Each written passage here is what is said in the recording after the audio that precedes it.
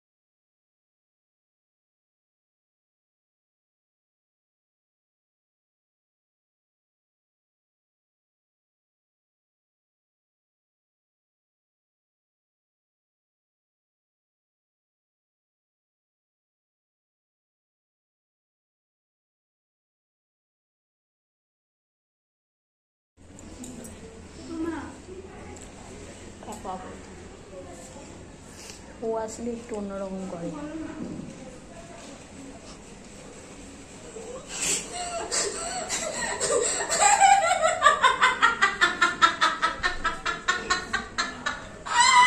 ও আসলে হাসে।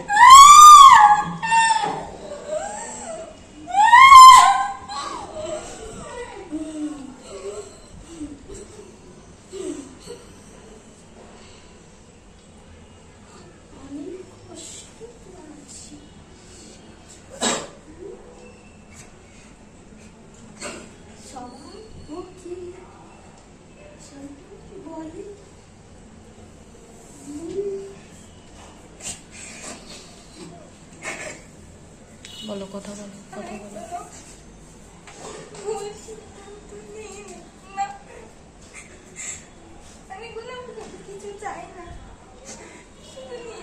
বললাম যে পথে উনি চালাবে তুই সে পথেই চলবি, কারোর কথাতে কান দিবি না। বলেছি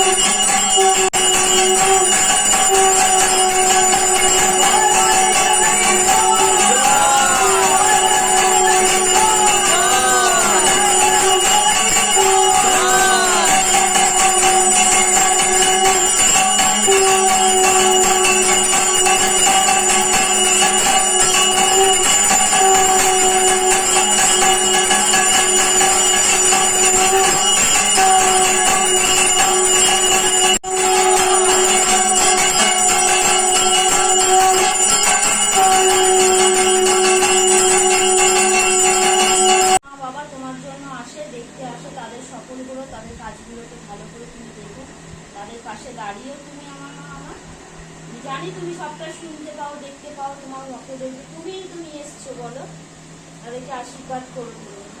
সবসময় বলি আমি তোমাকে,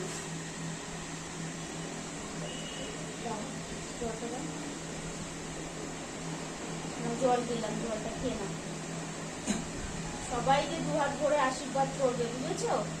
সবাই আসে, সবার কত কথা থাকে, কত মনের কথা থাকে, সবার সব অসুবিধা থাকে, সেগুলো তুমি সবই বলো, তাদের পাশে দাঁড়িয়েও। নমস্কার সবাইকে, জয় দক্ষিণাকালীর জয়। আজকে মঙ্গলবার, শনিবার আজকে মায়ের পুজো করেছিলাম।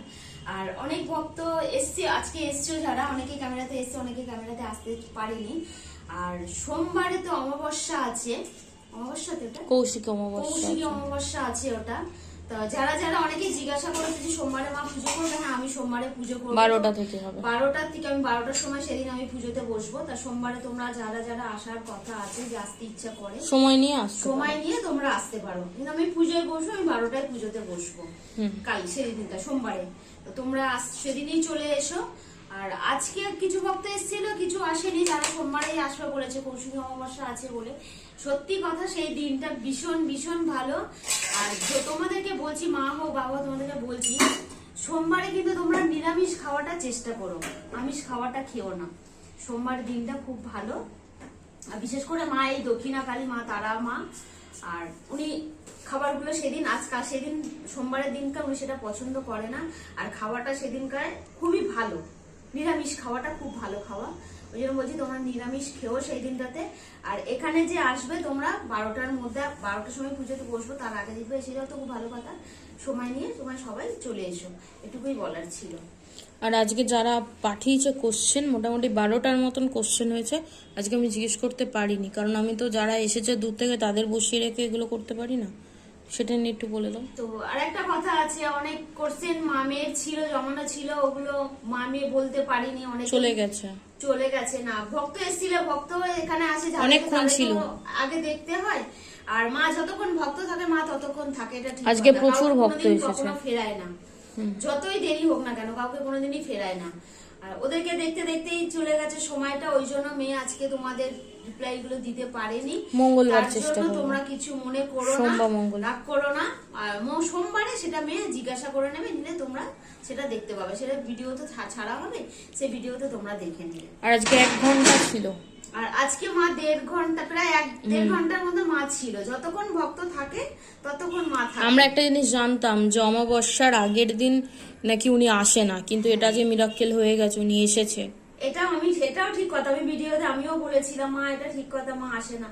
আসা মানে তো মায়ের একটা ভক্ত এলেই উনি আসে, ভক্ত এলেই মা উনি চলে আসে, এটা ঠিক কথা। কাউকে কোনোদিন খালি হাতে হ্যাঁ যেতে হয়েছে, মা সেদিন আসেনি, এক সপ্তাহে মা আসেনি, এটা আমিও তো ভিডিওতে বলেছি। যেদিন মা আসে সেদিন সবাইকে দেখতে পাই, যেদিন আসে না মা দেখতে পায় না সবাইকে। অনেক ভক্ত তোমরা জিজ্ঞাসা করেছো বাবা তুমি কি পার ডে পুজোতে মা বসতে পারো না? হ্যাঁ, আমি পার ডে মাকে খেতে দিই, এটা ঠিক কথা, কিন্তু পার ডে তো আর মা আসে না, মা আসে শনিবার আর মঙ্গলবার মা আসে। তোমরা যদি বা চাও যে আমি আমার সঙ্গে কথা বলবে, মায়ের পুজো দেবে, সেটা আসতে পারো, সেটা আমার কোনো অসুবিধা নেই। কিন্তু মায়ের তুমি তোমার যে চাহিদাগুলো থাকে, সুবিধাগুলো, সেগুলো তুমি জিজ্ঞাসা করতে পারবে না, কেন আমি সেগুলো বলতে পারবো না। মা আসে বলে তাই আমি বলতে পারি। আর কথাগুলো কিন্তু এটা ঠিক কথা আমার মনে থাকে না, তারা আমি মা চলে যাওয়ার পরে আমি যখন উঠি পুজোর দিকে, তারা তখন বললে সেটা আমি তখন উত্তরটা দিই, তার আগে কথাগুলো তো আমার মনে থাকে না। আর নতুন শাড়ি পরেছো সেটা বলো। আর আজকে আমি কালকে মাকে রাত্রিবেলা বললাম যে আমি কষ্ট হয়, ঠিক কথা, কষ্ট করলেই তো কেষ্ট মেলে। মায়ের কালকে আমি প্রায় 11টা বেজে গেছে, মায়ের ঘরে ছিলাম প্রায় 3 ঘন্টার মতন আমি মায়ের ঘরে ছিলাম। আমি একাই শাড়িটাকে মায়ের পরিয়েছি, এক ভক্ত দিয়েছি, কি জানো ওনার নাম, বেশ কৃষ্ণা কি জানো গো,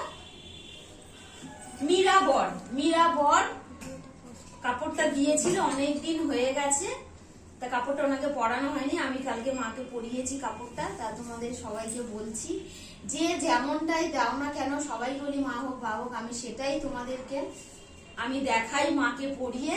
তো কেমন লাগছে আমার মায়ের শাড়িটা তোমরা সবাই বলো। যেটুকু পেরেছি আমার ভালোবাসা দিয়ে, প্রাণ দিয়ে আমি মাকে সেটুকু দিয়েই সাজিয়েছি। কমেন্ট করে বলো আমার মাকে কেমন লাগছে, ঠিক আছে?